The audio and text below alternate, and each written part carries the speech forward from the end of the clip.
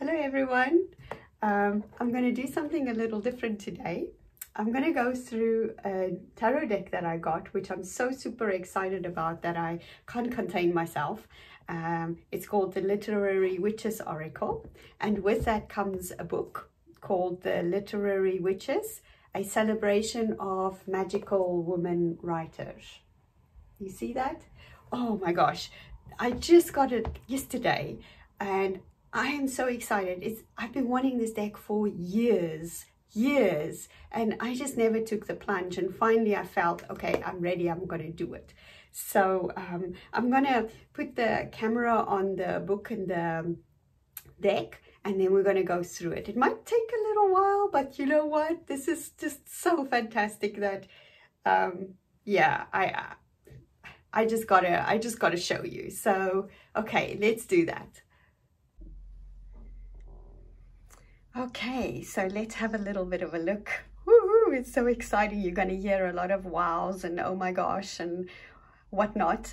So bear with me. At the end of the video, I have a silent showing of all the cards. So if you don't want to hear me babbling, you can just move on to the end and you can just look at each card. So we have the book here and we have the deck here. Now, I'm going to put the book just to the side for a moment and show you what's inside here. You get, of course, the little guidebook, but I would recommend you get the book as well. It's an investment, but it's worth it because the book has so much more depth about the actual authors. The book is just about the authors, not all the cards in the deck. And it just really is nice. And it has suggestions about recommended reading on each author. Oh, so Virginia Woolf. So you have a photo of the illustration of her. And then there's just what she was about. And a little, it's almost like a bit of prose, poetical writing about her, and then factual. And then at the end there's recommended reading. And they usually have about 3 options of things you can read about each one of these authors. So it also helps you to learn a bit more about the individual authors, and if you're interested about one of them, you can just go and explore them. It's like a new way of learning reading, right, and exploring literature. So that to me is really cool about that. So this deck, this is the back. It's big cards, but I've decided I'm going to keep it exactly as it is for now. We'll see. I usually modify my decks a little, but I think this deck I'm going to use as more privately for inspiration for my writing. It comes in 2 parts. So it has a whole lot of author cards, and then it has these individual cards. And these cards all have just one image with a word on it.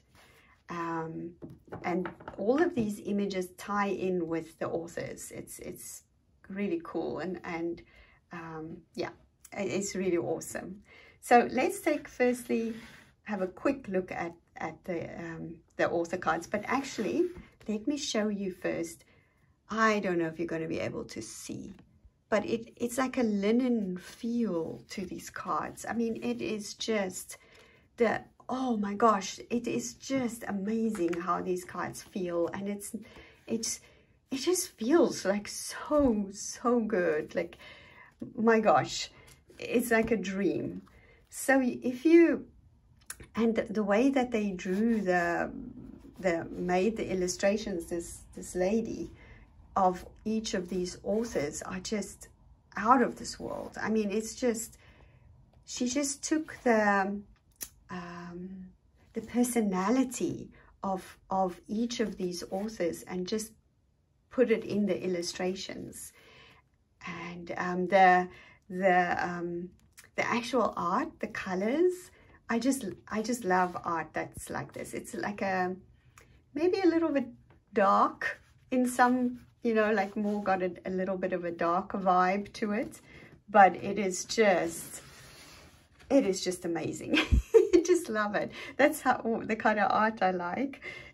It's a little bit, has a little busy, right, in these with the authors on them, but the detail, but the colors are just, oh, these are my favorite colors. Like, I'm not so much for the bright colors, so these are absolutely gorgeous. And so these individual cards, like I say, refers to just one thing. These I think they're like for me they are like the assistant messengers.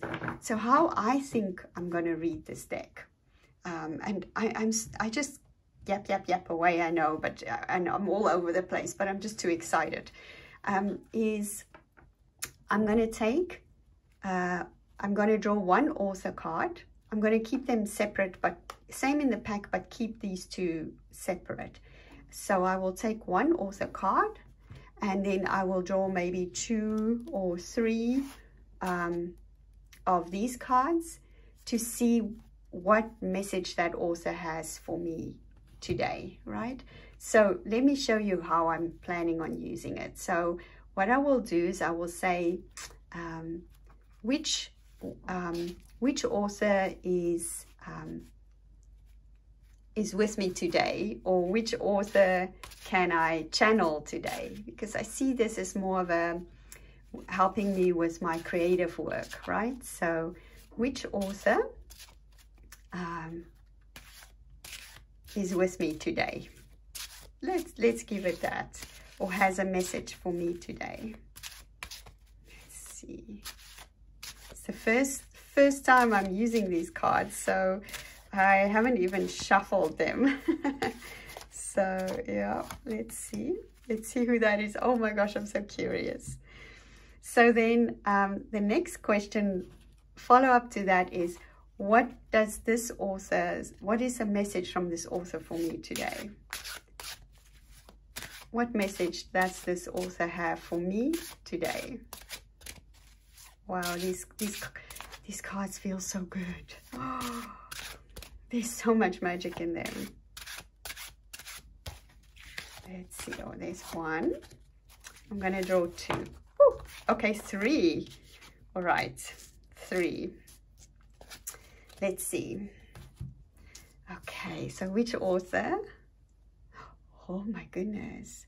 Sandra Cisneros. All about the body. Oh, that's interesting. Okay, I will read a little bit about her in a moment, because I think I need to study the guidebook. Snail. Okay, the snail carries his body, his house. Oh, no, it's not that body, but the body is a house, right? Tree and a little toad, froggy. Okay, now this is so interesting. Okay, let me first see what she's about. I'm going to read about her. Sandra, what is her? Where is she in this book? She must be up here, mustn't she? No, it's not completely alphabetical. There we go, page 69. 69, 67. Okay, groundbreaking Mexican-American writer born in 54. That's the picture. Oh my gosh, it's beautiful. Okay, okay, there's a little bit of Spanish up there, which I won't even attempt. Sandra lives inside a mango. She writes at her mango desk, eats her way to the mango kitchen. Sometimes the mango is perfectly juicy, sometimes underripe, sometimes too sweet or bruised, but it is Sandra's mango and no one else's. Wow, oh my gosh, that is like your creativity, your work, your art, right? It's I mean, of course, this is about writing for writers, but for painters, for musicians, for anybody, this is your art. And sometimes your art is very, very sweet, and sometimes your art is a little bit tough, right? And a bit bitter or sour or intense or painful, and that doesn't matter. And sometimes you feel that your art is quite good, and other times you think it's just shit, right? And that's all okay, because it's Sandra's mango. It's your art and no one else's, and no one else can make art like you. What a beautiful message. Okay. All right. I'm not going to read more because that is just so powerful. So, okay, so she's all about that. Now let's see what Sandra has to say here with the snail first for me. Snail, taking your time, the sacred fragility. Yeah, I think it's if we're thinking about creativity here, and what we talk about with her, with the mango, right? Juicy mango. It's, yeah, when you create, you have to take your time, and your creativity is sacred. It's a very sacred thing, isn't it? It's, for me at least, when I create, it's like I am connecting to that sacred space inside me, but I'm also connecting to the sacred space in the world around me, that connection. So she's saying, take it easy and just connect when I create, when I want to write or create. Then we have the tree. Wisdom, good roots, and connection. Oh, again about the connection that I talked about, right? Yeah, connection with yourself. Connect with yourself. This one's for me, right? I connect with myself, need to connect with myself, and connect with the universe and the sacredness around me when I create. And the toad, humor, the grotesque, and joy. Oh, I love that. But don't forget to laugh and have some fun in between. I have a friend, her name is Izette, and I will link her channel below. She's a wonderful artist, and I've taken some classes, art classes with her, and she always says, think like a child when you create. And that has always been in my head whenever I do any painting. And I think I should maybe start doing that with my writing as well. I take it sometimes a bit too serious. Think like a child. It's like, just have that joyfulness of a child. And a toad always, maybe because it comes from the fairy tales, but frogs and toads always remind me of childhood, of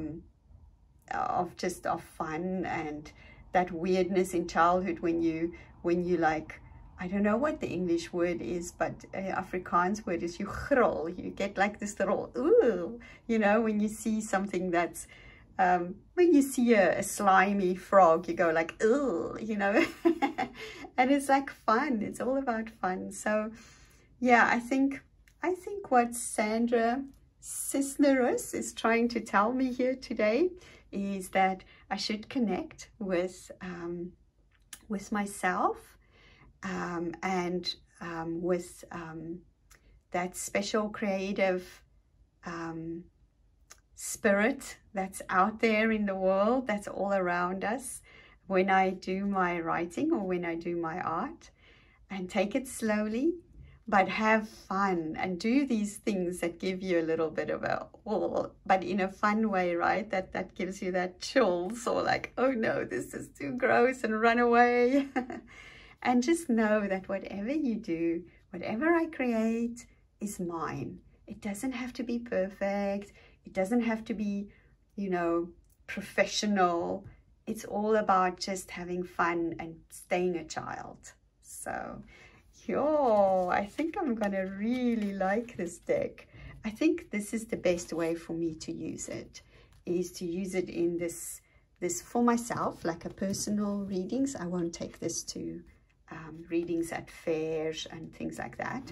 I don't, or reading for other people, because I think that, I mean, it's just too personal. This is a self-discovery deck for me on how to stay interested in my creativity, how to stay excited about it, and just keep going with it. Because we all need a little bit of help, you know, when we hit a little bit of a wall or we feel stuck, and draw something here. I think this will really help for me. So maybe it will help you as well. Yeah, so wow, I am just, I love this deck. I think this is going to be my creative deck for creativity. And, you know, I can even use this to tell stories. You know, draw 5 cards in like a playful way, and draw, tell a story about the cards, like, you know, make up a little story before I start with something. So just to keep me going. So I hope you enjoyed this video. It's going to be at the end. There's a timestamp where you can just go to looking through the cards without me talking. There'll be some music, and if you want to see each individual card, I do a little bit of a quick flip through. So yeah, thank you to these wonderful ladies that did this book and this deck. I am super grateful to all the creative people in the world who inspire me every day to just keep going. So I hope that you will be inspired as well with whatever floats your boat. And yeah, take a look at this if you're interested, and let me know if you do get this book and or deck, or if you already have it and what you think. So yeah, I wish you a wonderful day and enjoy the flip through after, and bye for now.